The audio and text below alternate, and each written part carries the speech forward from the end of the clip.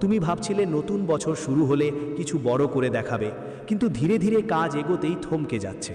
তোমার মন সব সময় অস্থির থাকে, ভাবতে থাকো কখন ভালো কিছু হবে, কখন কিছু বড় হবে। আবার খোলা মুখে হাসবার কারণ জীবনেও আসবে। কখনো কোনো কারণ ছাড়াই তোমার মন ভয় পায়, ভয় হয় কোথাও কিছু খারাপ হয়ে যাবে না। পরিস্থিতি খারাপ হতে হতে তুমি নিজের চোখে দেখেছো কিভাবে দুশ্চিন্তা বাড়ছে। সব সময় তোমার মনে একটা ভয় থাকে, যেন কোথাও কিছু ভুল হয়ে যাবে। আর সবচেয়ে অদ্ভুত কথা হচ্ছে, তুমি নিজেও বুঝতে পারছো না শেষমেশ কেন এমন হচ্ছে। টাকা আস্তে আস্তে কেন হারিয়ে যায়, ওর কোনো নতুন রোগ, পরিবারের কারো অসুস্থতা, আর বারবার জীবনে ওঠানামা কেন হচ্ছে। শেষমেশ এর সমাধান কি? তোমার অনেক জায়গায় এর উপায় খুঁজে দেখেছো, আসল কারণ জানার চেষ্টা করেছো, কিন্তু তোমার হাতে সব জায়গা থেকে হতাশা এসেছে। কিন্তু গুরুজির পরিচয়ে তোমার রাশির নাম এসেছে, আর পরিচয়ে যা যা তোমার ভবিষ্যতের কথা বলা হয়েছে সব একদম সত্যি হয়েছে। গুরুজি জানেন কে ওই মানুষ যিনি তোমার পথে বাধা হয়ে দাঁড়াচ্ছেন, কে তোমার জীবনে আগুন জ্বালাচ্ছেন। ওর নামও পরিচয়ে আসছে। তোমাকে শুনলে অনেক অবাক লাগবে, এই মানুষটার সঙ্গে তোমার প্রায়ই দেখা হয়, খুব ঘনিষ্ঠ, এবং ওর নাম শুনে তোমার চোখ থেকেও চোখের জল বেরোবে। কারণ কেউ যখন নিজেরই হৃদয় ভাঙে তখন দুঃখ অনেক বেশি হয়। কিন্তু তুমি চিন্তা করো না, বাগেশ্বর বালাজি তোমার সঙ্গে আছেন, পরমাত্মা তোমার সঙ্গে আছেন। তো আজ কেন ভয় পাবে? তুমি এই ভিডিওটা পেয়েছো এবং তুমি সেই মানুষটার ব্যাপারে জানতে পারছো। এটাও বাগেশ্বর বালাজির ইচ্ছা। আর পরিচয়ে যেসব কথা এসেছে ওগুলো তোমার জন্য। এটা জানাটা খুবই জরুরি, কারণ এক এক কথা সত্যি হতে চলেছে। তুমি তো জানো, একবার পরিচয়ে যে তথ্য চলে আসে সেটাকে আর কেউ ভুলতে পারে না, সেটা সত্য হওয়াই নিশ্চিত। ঠিক তেমনি তোমার জীবনে একজন গদ্দার আছে, যে তোমার ধ্বংসের মন্ত্র জপ করছে। এই কথাও 100% সত্য। জ্যোতিষশাস্ত্রে আর আধ্যাত্মিকে একটা কথা স্পষ্ট বলা হয়েছে, যা কোথাও না কোথাও বিজ্ঞান আর আধ্যাত্মিকতার সঙ্গে জড়িত। যখন কেউ মনেই মনে তোমার সাফল্য দেখে ঈর্ষা নমস্কার করে আর বন্ধুরা, চাই তুমি আমার ধ্বংস নাম হও, তোমার এটা শিবম হোক, যাদব তোমার আছে, ওটা হোক, আরো এমন কামনা আমার করে, তো চ্যানেলের বারবার নাম কোথাও না অ্যাস্ট্রো কোথাও জ্যোতিষ সেই মানুষের বাংলা। নেতিবাচক শক্তি অদৃশ্যভাবে তোমার উপর প্রভাব ফেলে। মানে কেউ বারবার বলবে যে এই মানুষটা কত এগিয়ে গেছে, এর ভিতরে অহংকার এসে গিয়েছে, এর কাছে এত টাকা কিভাবে এসেছে, এর তো নিচে পড়ে যাওয়া উচিত, এর এটা হওয়া উচিত, তার ওটা হওয়া উচিত। যখন কেউ বারবার আমাদের সম্পর্কে এমন কথা বলে, তখন কোথাও না কোথাও তার খারাপ কথা বা এর বাজে নজর আমাদের উপর প্রভাব ফেলে। আর তোমার সাথেও ঠিক একইটা হচ্ছে। কিন্তু তোমার একটাই কথা হবে, আমরা তো মন্দিরে যাই, আমরা ভগবানের পূজা করি। তাহলে আমাদের ওপর এমন ব্যাপারগুলোর প্রভাব শেষ পর্যন্ত কেন পড়ছে? বাগেশ্বর বালাজির ভক্তদের ওপর কখনো এমন কোনো কাজের প্রভাব পড়ে না। নিশ্চয়ই তুমি কোথাও কোনো ভুল করছো, আর সেই ভুল আজকের ভিডিওতেই তোমাকে বুঝতে হবে। কোথাও না কোথাও কোনো অপবিত্রতা তোমার পুণ্যের ক্ষতি করছে এবং তোমার জীবনে নেতিবাচক শক্তির প্রবেশ ঘটাচ্ছে। যে মানুষ তোমার সামনে হাসে, তোমার সামনে নিজের হওয়ার ভান করে, কিন্তু ভিতরে ভিতরে ধ্বংসের মন্ত্র জপ করছে। আর ঠিক এখান থেকেই তোমার রাহুতে বাধাগুলো সৃষ্টি হচ্ছে। আসলেই এটা কে? এটা কেউ তান্ত্রিক হতে পারে, কেউ পরিচিতও হতে পারে, বা মাঝে মাঝে আমাদের কোনো অভ্যাসের কারণে মজাক মজাক করে কাউকে কিছু বলে দেওয়া, কাউকে অপমান করা, কাউকে ছোট মনে করে তাকে জ্বালিয়ে দেওয়া। আমাদেরও মাঝে মাঝে কিছু ভুল অভ্যাস থাকে, যার ফলে আমাদের শত্রু তৈরি হয়। তাই আমাদেরও সতর্ক থাকা দরকার এবং সাবধান থাকতে হবে। এমন লোকেরা যারা খুব মিষ্টি মিষ্টি কথা বলে, কিন্তু শুধু দেখানোর জন্য, তাদের মনে আমাদের জন্য ঈর্ষা থাকে। এমন লোকেরা কখনোই আমাদের সরাসরি ক্ষতি করতে পারে না।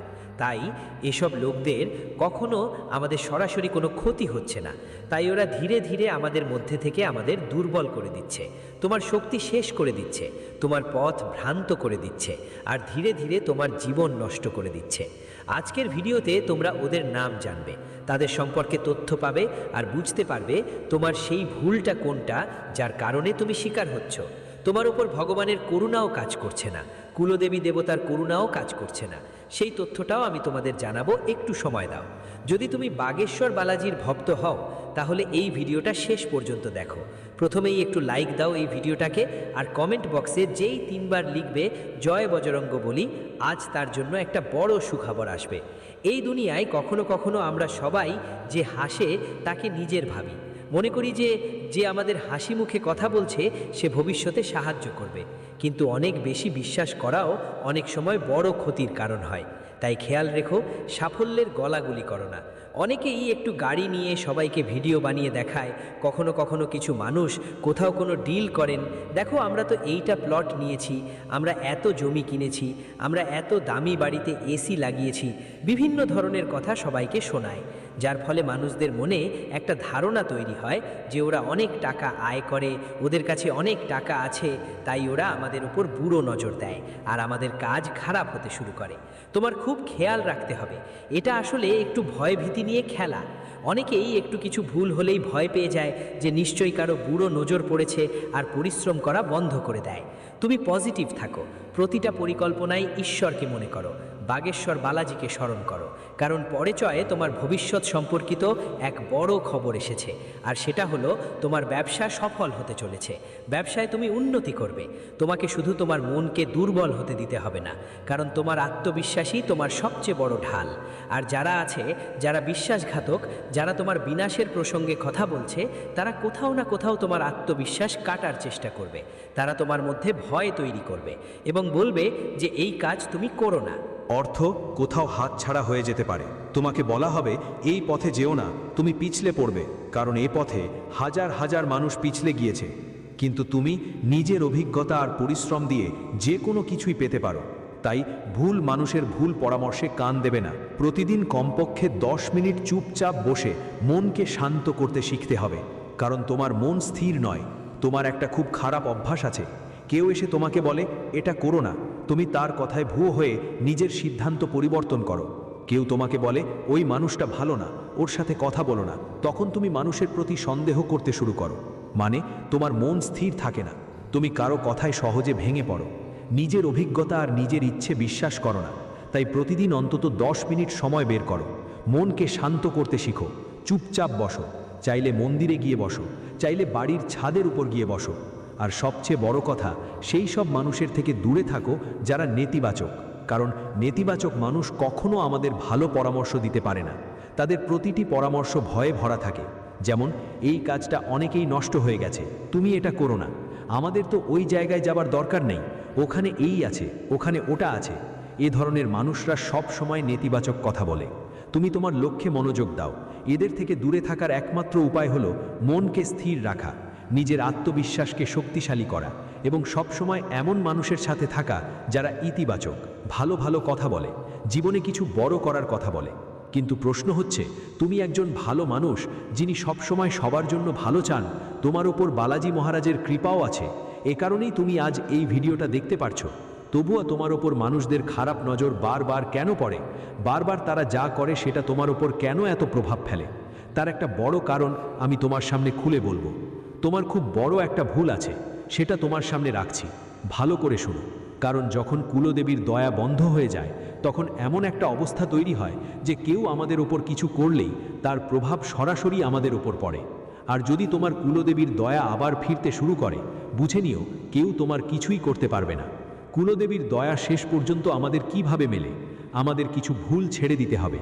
আর প্রথম বড় ভুল হলো, আমরা প্রায় এই দৌড়ঝাঁপের জগতে টাকা উপার্জনের তাড়নায় আমাদের পরিবারের দেবতা আর দেবীকে ভুলে যাই। তোমারও অনেকের মুখ থেকে শুনেছ যে প্রতিটি সমাজের, প্রতিটি পরিবারের নিজস্ব দেবতা আর দেবী থাকে, যাদের কাছে মানুষ প্রায় যায়। কিন্তু আজকাল বড় বড় মন্দির আর বড় শহরে এসব জিনিসগুলো অনেকটাই ফিকে হয়ে গেছে। কেউ আর পরিবারের দেবতা বা দেবীর কথা মনে করে না। তোমারও যদি নিজের পরিবারের দেবীর নাম জানা থাকে, তাহলে নিচের কমেন্ট বক্সে জয়কারা দিতে ভুলবেন না। আর যদি না জানো, তাহলে নিজের মন থেকে জোরে জোরে বলো জয় মাতা দি। সবচেয়ে বড় ব্যাপার হলো করুণা কিভাবে থামায় সেটা বোঝা। প্রথমেই হলো তাদের ভুলে যাওয়া উচিত। তোমার কুলদেবীর নাম মনে আছে কিনা সেটা ব্যাপার না, কিন্তু প্রতিদিন তোমার মন্দিরে বসে তাদের স্মরণ করা দরকার। যদি নাম না জানো, অন্তরে অন্তরে একটা কথা বলো যে যাই হোক আমার কুলদেবী, আমি তাদের নমস্কার করছি এবং আশা করি তারা সব সময় আমার সঙ্গে থাকবে। আরেকটা ভুল অনেকেই করে, তারা বাড়ির ভিতরে ননভেজ রান্না করে, মাংস খায়, মদ্যপান করে। এমন লোকদের ঘরে ঘরে কুলদেবী রুষ্ট হয়ে যায়, কারণ আজ থেকে অনেক বছর আগে তোমার পূর্বপুরুষরা প্রধানত শাকাহারী ছিলেন, তাদের উপর তোমার কুলদেবীর দয়া ছিল। সময় বদলাচ্ছে, তুমি আধুনিক হচ্ছ, কিন্তু এর মানে এই নয় যে তোমরা তোমার ঘরে তামসিক প্রবৃত্তি ঢুকতে দেবে।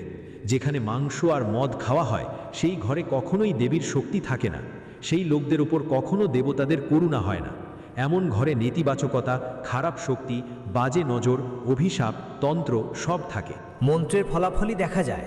তাই এই দ্বিতীয় ভুলটা তোমাকে থামাতে হবে। আর তৃতীয় ভুলটা হচ্ছে আমাদের পূর্বজদের কথা ভুলে যাওয়া, যারা আমাদের এই পৃথিবী থেকে চলে গেছেন। যখনই গার্সের দিন আসে, যখনই অমাবস্যার দিন আসে, তোমাকে তোমার পিতৃপুরুষদের জন্য গোরক্ষালয় গিয়ে গরুকে হরিত চারা অবশ্যই খাওয়াতে হবে।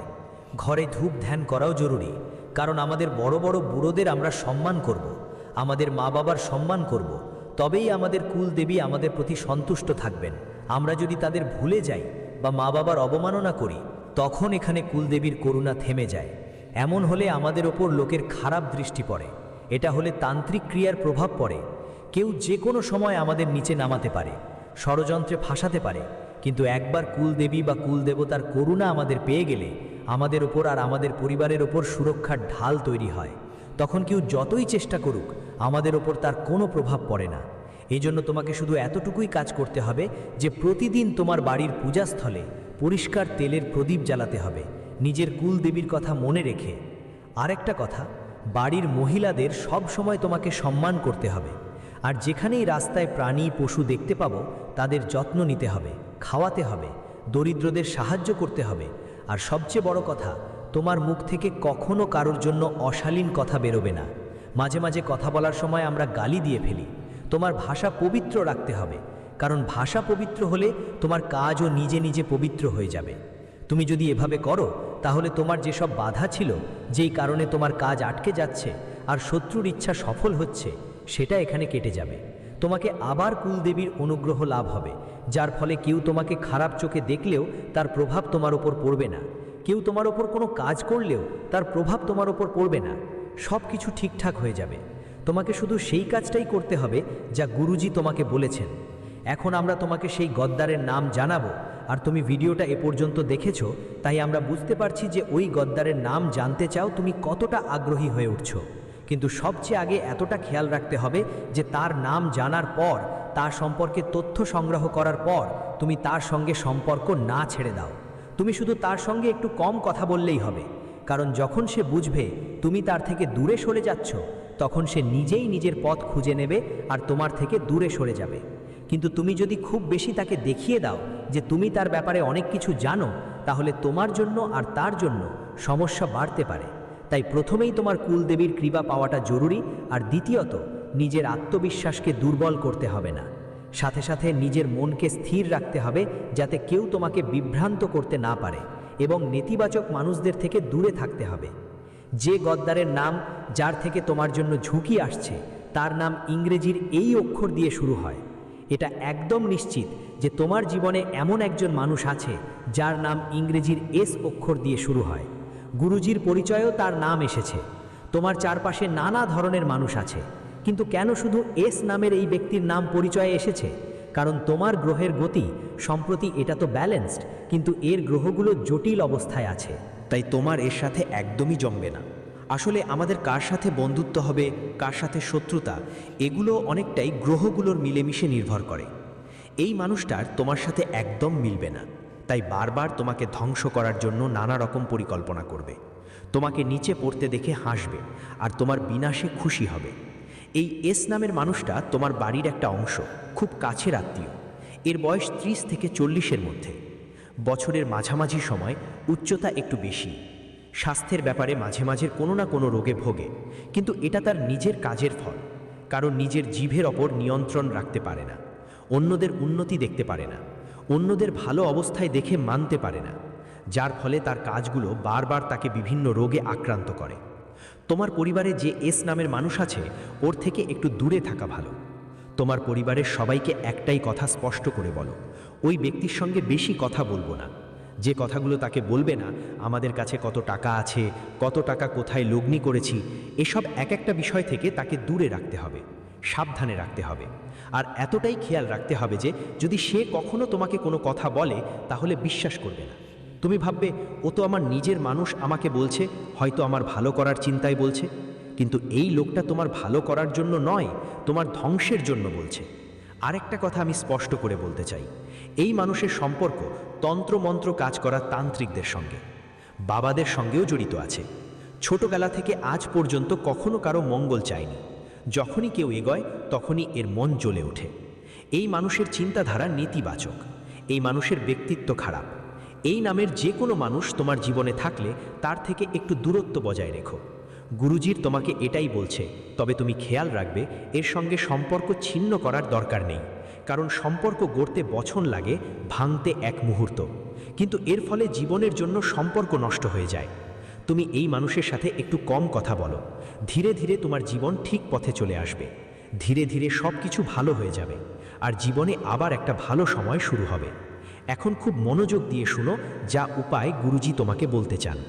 এই উপায়গুলো তোমার জন্য খুবই কাজে আসবে, কারণ জীবনে উপায় করলে আমাদের মধ্যে ইতিবাচক শক্তি আসে। আজ তুমি বড় বড় সমস্যায় কষ্ট পাচ্ছ, কেউ গুরুজি এসে বলবে তুমি এই উপায়টা করো, জীবনটা ঠিক হয়ে যাবে। এখন ওই উপায়টা করার পর তোমার মনটা কতটা ভালো লাগতে শুরু করে। তোমার মনের মধ্যে একটা আশা জাগে যে এখন সব কিছু ঠিক হয়ে যাবে।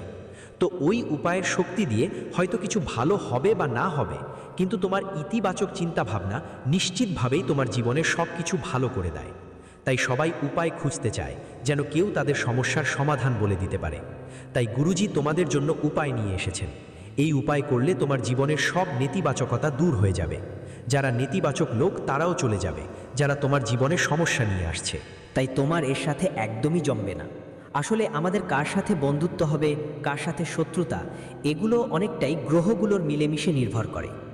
এই মানুষটার তোমার সাথে একদম মিলবে না, তাই বারবার তোমাকে ধ্বংস করার জন্য নানা রকম পরিকল্পনা করবে।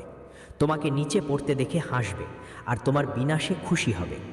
এই এস নামের মানুষটা তোমার বাড়ির একটা অংশ, খুব কাছের আত্মীয়। এর বয়স 30 থেকে 40-এর মধ্যে। বছরের মাঝামাঝি সময় উচ্চতা একটু বেশি। স্বাস্থ্যের ব্যাপারে মাঝে মাঝে কোনো না কোনো রোগে ভোগে, কিন্তু এটা তার নিজের কাজের ফল। কারণ নিজের জিভের ওপর নিয়ন্ত্রণ রাখতে পারে না, অন্যদের উন্নতি দেখতে পারে না, অন্যদের ভালো অবস্থায় দেখে মানতে পারে না, যার ফলে তার কাজগুলো বারবার তাকে বিভিন্ন রোগে আক্রান্ত করে। তোমার পরিবারে যে এস নামের মানুষ আছে ওর থেকে একটু দূরে থাকা ভালো। তোমার পরিবারের সবাইকে একটাই কথা স্পষ্ট করে বলো, ওই ব্যক্তির সঙ্গে বেশি কথা বলবো না। যে কথাগুলো তাকে বলবে না, আমাদের কাছে কত টাকা আছে, কত টাকা কোথায় লগ্নি করেছি, এসব এক একটা বিষয় থেকে তাকে দূরে রাখতে হবে, সাবধানে রাখতে হবে। আর এতটাই খেয়াল রাখতে হবে যে যদি সে কখনো তোমাকে কোনো কথা বলে তাহলে বিশ্বাস করবে না। তুমি ভাববে ও তো আমার নিজের মানুষ, আমাকে বলছে, হয়তো আমার ভালো করার চিন্তায় বলছে। কিন্তু এই লোকটা তোমার ভালো করার জন্য নয়, তোমার ধ্বংসের জন্য বলছে। আরেকটা কথা আমি স্পষ্ট করে বলতে চাই, এই মানুষের সম্পর্ক তন্ত্রমন্ত্র কাজ করা তান্ত্রিকদের সঙ্গে, বাবাদের সঙ্গেও জড়িত আছে। ছোটবেলা থেকে আজ পর্যন্ত কখনো কারো মঙ্গল চায়নি। যখনই কেউ এগোয় তখনই এর মন জ্বলে ওঠে। এই মানুষের চিন্তাধারা নেতিবাচক, এই মানুষের ব্যক্তিত্ব খারাপ। এই নামের যে কোনো মানুষ তোমার জীবনে থাকলে তার থেকে একটু দূরত্ব বজায় রেখো। গুরুজির তোমাকে এটাই বলছে, তবে তুমি খেয়াল রাখবে এর সঙ্গে সম্পর্ক ছিন্ন করার দরকার নেই, কারণ সম্পর্ক গড়তে বছর লাগে, ভাঙতে এক মুহূর্ত। কিন্তু এর ফলে জীবনের জন্য সম্পর্ক নষ্ট হয়ে যায়। তুমি এই মানুষের সাথে একটু কম কথা বলো, ধীরে ধীরে তোমার জীবন ঠিক পথে চলে আসবে। ধীরে ধীরে সব কিছু ভালো হয়ে যাবে, আর জীবনে আবার একটা ভালো সময় শুরু হবে। এখন খুব মনোযোগ দিয়ে শুনো যা উপায় গুরুজি তোমাকে বলতে চান। এই উপায়গুলো তোমার জন্য খুবই কাজে আসবে, কারণ জীবনে উপায় করলে আমাদের মধ্যে ইতিবাচক শক্তি আসে। আজ তুমি বড় বড় সমস্যায় কষ্ট পাচ্ছ, কেউ গুরুজি এসে বলবে তুমি এই উপায়টা করো, জীবনটা ঠিক হয়ে যাবে। এখন ওই উপায়টা করার পর তোমার মনটা কতটা ভালো লাগতে শুরু করে। তোমার মনের মধ্যে একটা আশা জাগে যে এখন সব কিছু ঠিক হয়ে যাবে। তো ওই উপায়ের শক্তি দিয়ে হয়তো কিছু ভালো হবে বা না হবে, কিন্তু তোমার ইতিবাচক চিন্তাভাবনা নিশ্চিতভাবেই তোমার জীবনে সব কিছু ভালো করে দেয়। তাই সবাই উপায় খুঁজতে চায়।